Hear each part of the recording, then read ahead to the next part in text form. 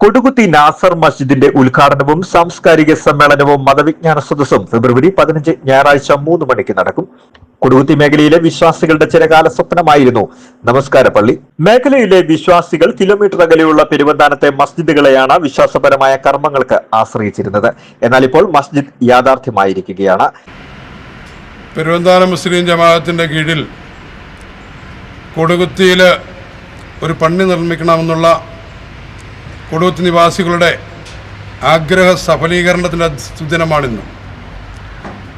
ഇങ്ങനെ ഒരു ആവശ്യം ജമാഅത്ത് കമ്മിറ്റിയും പൊതുജനങ്ങളും ആവശ്യപ്പെട്ടതനുസരിച്ച് ഒരു വ്യവസായി ജമാഅത്തിനെ സമീപിക്കുകയും ഏതാണ്ട് 20 ലക്ഷം രൂപ മുടക്കി പള്ളി പണി തുടങ്ങുകയും ചെയ്തു. എന്നാൽ അദ്ദേഹത്തിൻ്റെ ബിസിനസ് പരമായ സാമ്പത്തിക മാന്യത കാരണം പണി പൂർത്തീകരിക്കാൻ സാധിച്ചില്ല. അതിനുശേഷം പെരുവന്താനം മുസ്ലിം ജമാഅത്ത് പണം സ്വരൂപിക്കുകയും നല്ലവരായ നാട്ടുകാരുടെ അകമഴിഞ്ഞ സഹകരണത്തോടും കൂടി ഏതാണ്ട് 90% പണി പൂർത്തീകരിച്ച് നാളെ 3 അസർ നമസ്കാരത്തോടുകൂടി പള്ളി തുറന്ന് പൊതുജനങ്ങൾക്കായി സമർപ്പിക്കുകയാണ്. ഇതിൻ്റെ ഉദ്ഘാടന കർമ്മം നിർവഹിക്കുന്നത് ബഹുമാന്യനായ ദക്ഷിണ കേരള ജമിയത്തുൽ ഉലമ വൈസ് പ്രസിഡന്റ് അബ്ദുൽ നാസർ മൗലവി അദ്ദേഹമാണ്.